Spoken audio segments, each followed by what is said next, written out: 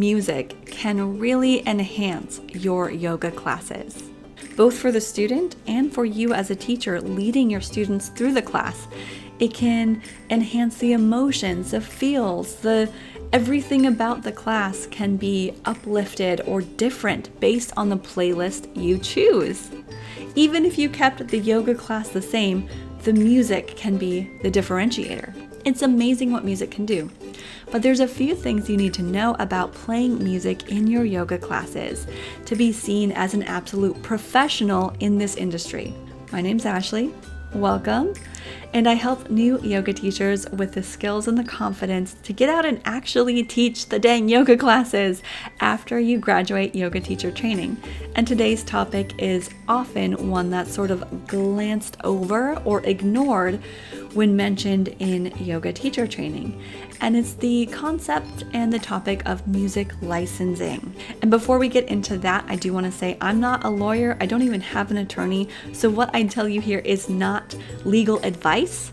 It is simply me just saying, hey, you need to be aware of this and maybe do a little bit more research. First things first, the music that you play in your yoga classes is likely illegal.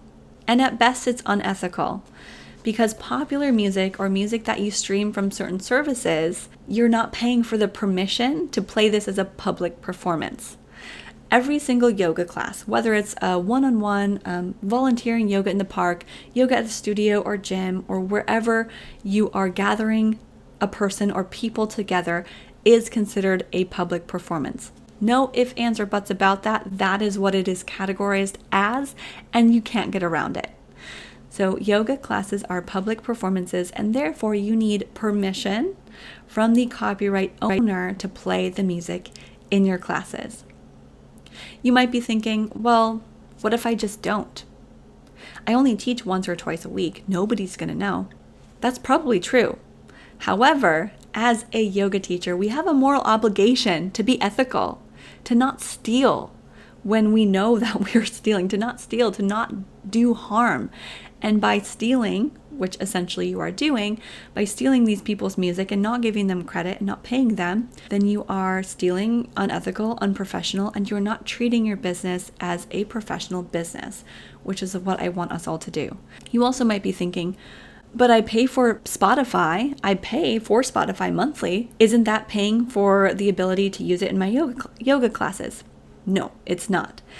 What you're doing is paying for a subscription for personal use of Spotify, not for public performance. So you're still not covered. You're not covered by Spotify.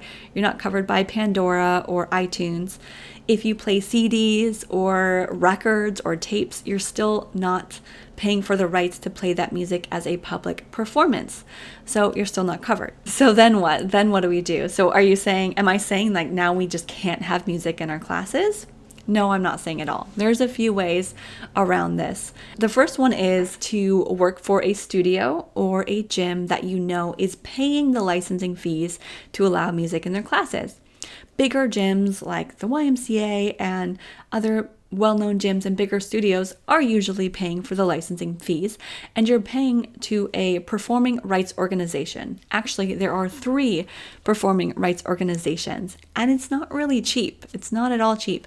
So if you are a solo yoga teacher thinking, oh, well, I'll just pay the performing rights organizations, be prepared for a hefty amount up in the upper hundreds, over 1,000 probably for all 3. It's quite a bit of money for a year license for all of the entire, blanket of all of the music that is out there.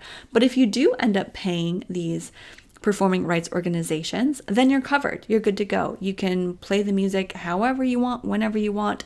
You've paid the fees, awesome. But if you're not wanting to pay the fees, what else can you do? Number 1, obviously, don't use music. So many yoga teachers are now simply just foregoing the music because it's something that is either a distraction, or you don't want to pay the fees, or you believe that it takes away from the essence of the practice itself and the focus. And that's great. Maybe if you've been playing music in all of your classes, you might want to try and see if you can create an experience that is beyond the need for music.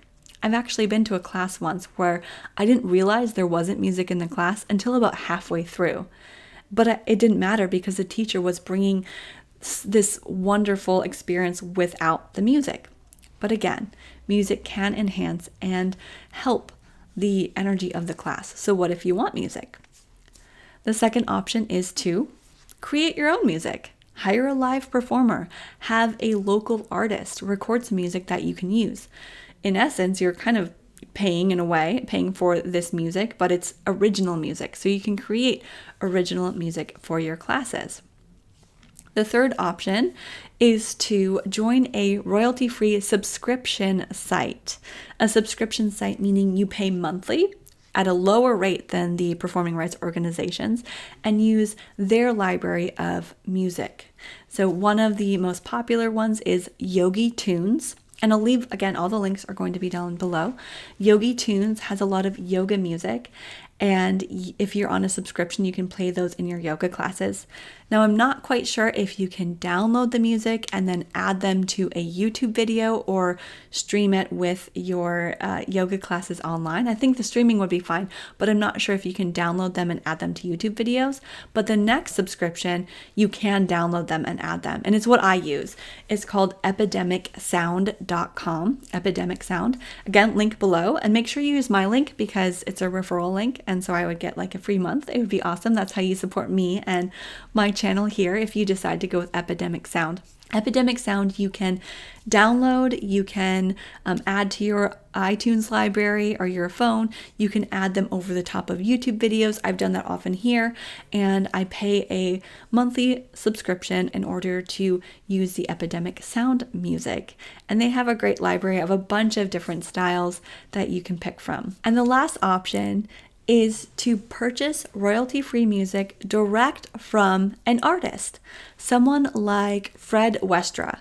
He's in my yoga sequencing and teaching tips group, often promoting and sharing his music that he makes specifically for yoga teachers. And if you buy his music, you are then able to use it in your classes, on your videos, as much as you want.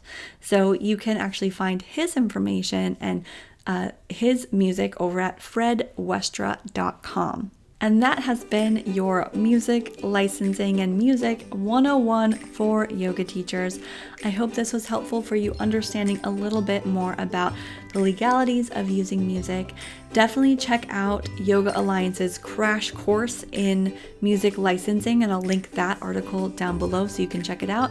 I am based in the US, so some of these laws might change from country to country, but for the most part, ask permission, be ethical, be in good legal standing so that you can be seen as a professional in the yoga industry as a yoga teacher.